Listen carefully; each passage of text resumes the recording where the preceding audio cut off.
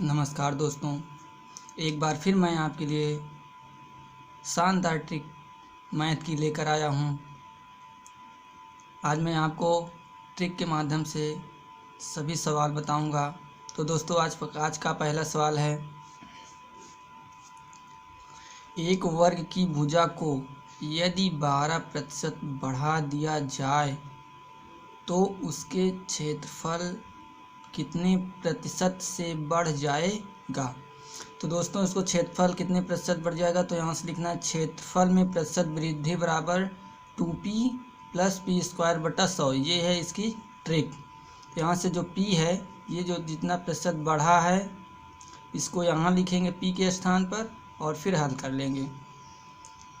तो 2 × p 12 है plus 12 p को स्क्वायर है तो 2 बार गुणा कर दिए, 12 × 12/100, 12 दूना 24 प्लस इसका 12 बराबर में 144 और 144 में 100 का भाग देंगे तो 1.44 आ जाएगा। तो जोड़ देंगे तो 25.44%। तो क्षेत्रफल में वृद्धि बराबर 25.44%।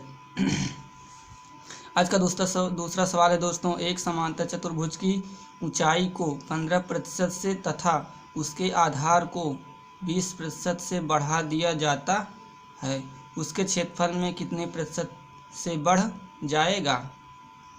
तो यहाँ पर भी हमें क्षेत्रफल में वृद्धि निकालना है। तो क्षेत्रफल में वृद्धि बराबर, अब यहाँ तो 2 वृद्धि दिया है तो इसलिए इसका ट्रिक होती है दोस्तों x + y + xy/100। तो पहले को x मानेंगे, दूसरे को y मान लिया जाता है। तो ये पहले x है 15 + 20 + 15 × 20/100, 15 और 20, 15 20 35 और यहाँ से काट देंगे 20 पंच 100, 15 35 और 3 38 आ जाएगा। एक आयत की लंबाई 60% से बढ़ा दिया जाए तो उसके क्षेत्रफल में वृद्धि होगी, जबकि उसकी चौड़ाई को अपरिवर्तित रखा गया है। अब आयत है तो आयत में लंबाई बढ़ा जाए लेकिन चौड़ाई को क्या इस अपरिवर्तित रहता है।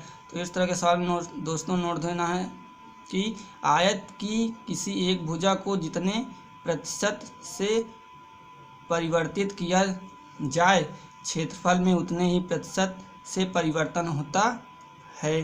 तो यहाँ पर 60% बढ़ा दिया गया है तो यहाँ से आंसर आ जाएगा दोस्तों 60%। इसको हल नहीं करना है। एक गोले की त्रिज्या 40 सेमी है, उसके पृष्ठ क्षेत्रफल के संख्यात्मक मान उसके आयतन के संख्यात्मक मान का कितना प्रतिशत है।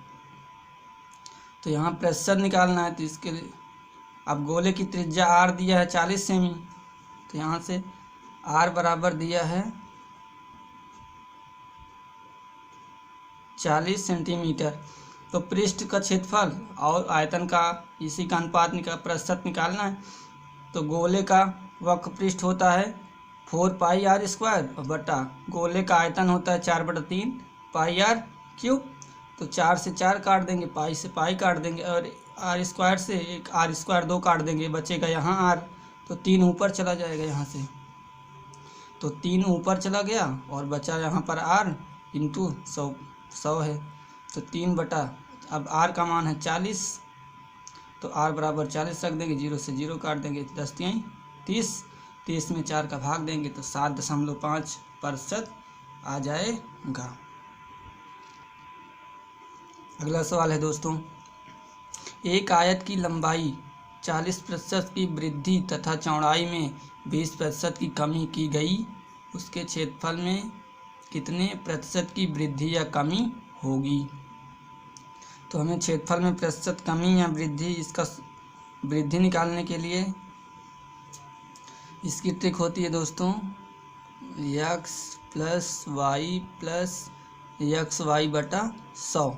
अब अगर पहले वृद्धि है तो यहाँ लिखेंगे और कमी है तो माइनस का चिन्ह लगा देंगे दोनों स्थान पर। तो यहाँ से पहले में वृद्धि है तो यहाँ +40 और यहाँ देखो दोस्तों कमी हो रही है तो 20% की कमी, तो यहाँ माइनस लगा दिए। फिर कमी है तो माइनस, फिर x के स्थान पर 40 × 20/100, 0 से 0 काट दिए दोनों, 4 दूना 8 आ जाएगा। यहाँ 20 - 8 तो 12% आ जाएगा। अगर यहाँ दोस्तों प्लस है तो वृद्धि होगी, माइनस है तो कमी होगी।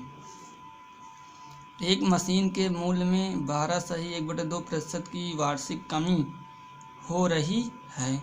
यदि 3 वर्षों के बाद मूल्य 68,600 हो तो आरंभ में उसका मूल्य क्या है।